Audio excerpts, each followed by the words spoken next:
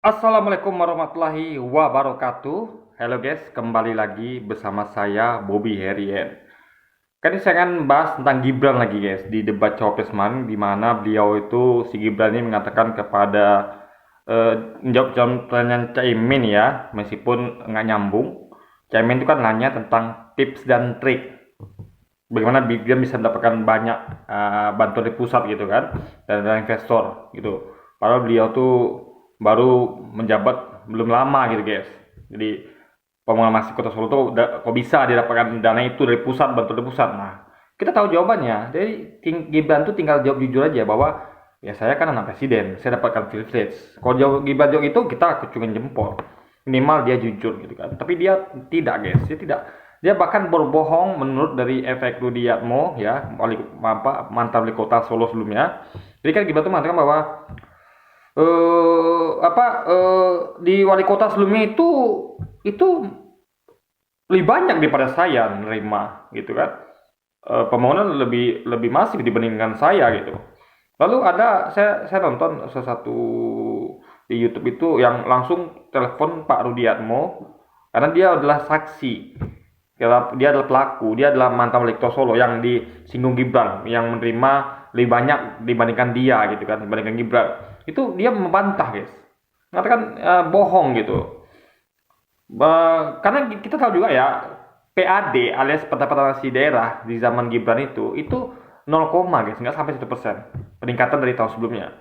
Sementara Pak Efek Rudiatmo ini dia mengatakan bahwa di zaman saya itu PAD itu saya berhasil meningkatkan hingga 7%. Artinya kan ada jomplang hampir sekitar 7% lah guys, atau 6, sekian gitu. Jadi kemampuan Gibran untuk eh, apa untuk meningkatkan PAD itu jelas kalah dibanding Pak Efrudi. Artinya pembangunan masif di Solo itu bukan dari PAD, karena PAD itu terus turun. Bayangkan ya, kalau zaman Pak Efrudi aja 7%, zaman Gibran bisa sampai 0, artinya turun sekitar hampir 7%. Artinya Gibran itu jelas sekali selisih 7% itu ditambah dengan kelebihan pembangunan yang kita lihat yang masif zaman Gibran dibandingkan dengan Pak Rudi, artinya lebih dari 7% itu bantuan dari pusat, BUMN ya, dari pemerintah pusat juga. Jadi proyek-proyek pemerintah pusat banyak di Solo itu guys. Nah, juga ada sih sedikit atau ya sebagian kecil dari Abu Dhabi itu dari mana itu ya, sama dari tapi dari PAD itu jelas kecil. Artinya Gibran itu tidak mampu untuk meningkatkan pendapatan daerah. Bahkan meskipun sudah dibantu oleh pusat sekalipun, PAD hanya 0, guys. Nah, jadi jelas sekali di sini Gibran kalau nggak mau dibilang terbongkar kebohongannya guys. Wah, untungnya kita itu konfirmasi ya. Untungnya guys. Untung ada orang-orang yang mau konfirmasi. Mau nggak begitu saja percaya dengan apa yang disampaikan oleh Gibran. Cross check lagi kepada yang di mention Gibran, yaitu mantan wali kota sebelumnya, yaitu Efek Rudiatmo. Di sini kita tahu bahwa Gibran itu telah berbohong. Ya. Karena kita tengok data juga. Saya baca-baca juga kan. Ternyata PAD zaman Gibran itu hanya 0, guys. Zaman Efek Rudi itu pengakuan beliau ada 7%. Artinya ada penurunan drastis dari PAD gitu kan. PAD itu kan pendapatan asli daerah, alias kemampuan seorang wali kota atau kepala daerah untuk mendapatkan hasil penerimaan dari warganya gitu kan. Nah, turun jauh gitu. Ya kan? Artinya ada yang salah dengan pembangunan Solo. Kok bisa zaman Pak Efek Rudi itu bisa 7%, di zaman Gibran 0, meskipun kita tahu Pak Efek itu memang bagian pemerintah juga kan, karena kan dia adalah kader PDI. Gibran juga kader PDI, tapi Gibran punya nilai plus lebih. Dia selain kader PDI juga anak presiden. Dan ingat, posisi sekarang ini kita lihat ya, dan ini pasti menjustifikasi yang di masa lalu bahwa ternyata Jokowi lebih tinggi dibandingkan PDI. Kita dulu kan ngiranya bahwa Jokowi itu petugas partai gitu kan, petugasnya Bu Mega. Ternyata itu dugaan kita salah guys. Ternyata Jokowi itu membangkang dan Bu Mega marah, dan dia tidak mau lagi dia Bu Mega. Dia membelot dan dia gabung ke, malah mendukung Prabowo. Jadi dia tuh sebenarnya nggak cocok disebut sebagai petugas partai gitu. Jadi dugaan kita selama ini salah guys, salah besar kita. Ternyata dia bukan petugas partai, tapi dia adalah memang orang yang memang oportunis gitu, ya kan? Berani membangkang kepada ketua partainya dan malah membelot ke Prabowo. Bahkan bukan hanya dia, Dia kan katanya udah mau bergabung sama Golkar itu nomor-nomor kan karena udah pakai garis kuning.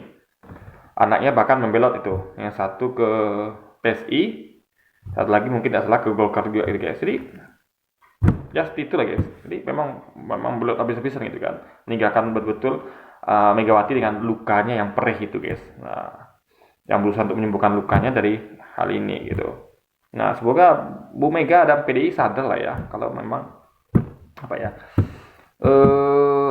susah untuk mengontrol seorang Jokowi, susah guys, karena dia ini memang oportunis gitu, nggak bisa dikendalikan oleh partai gitu kan. Kalau kalau dia bawa negeri ini kebaikan kita dukung guys, tapi tidak, faktanya tidak, negeri di tangan dia apa sangat dahsyat kerusakannya gitu kan.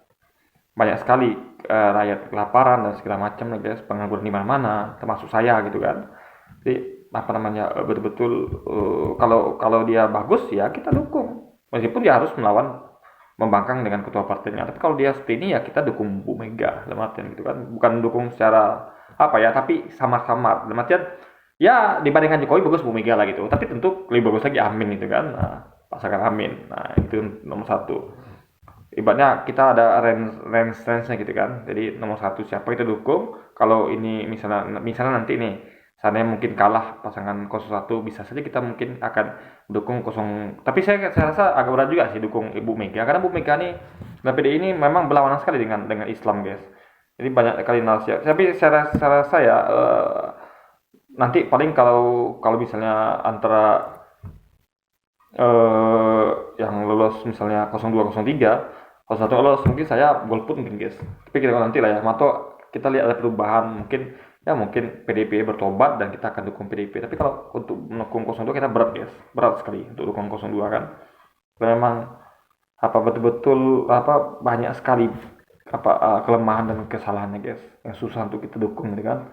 Tapi nanti tengok juga lah bagaimana dengan istimewa ulama gitu kan. Tapi kita berharap tentu 01 yang menang gitu kan. Dan 02, 03 kalah guys. Nah, itu harapan kita semua. Semoga dimenangkan pasangan Amin ya, Anies dan Muhaimin Iskandar ya. Semoga Allah memenangkan pasangan 01 dan demi Indonesia adil dan makmur dan pembangunan merata seluruh negeri. Oke, jadi mungkin sekian dulu aja video kita kali ini dan sampai jumpa lagi di video-video selanjutnya. Wassalamualaikum warahmatullahi wabarakatuh guys.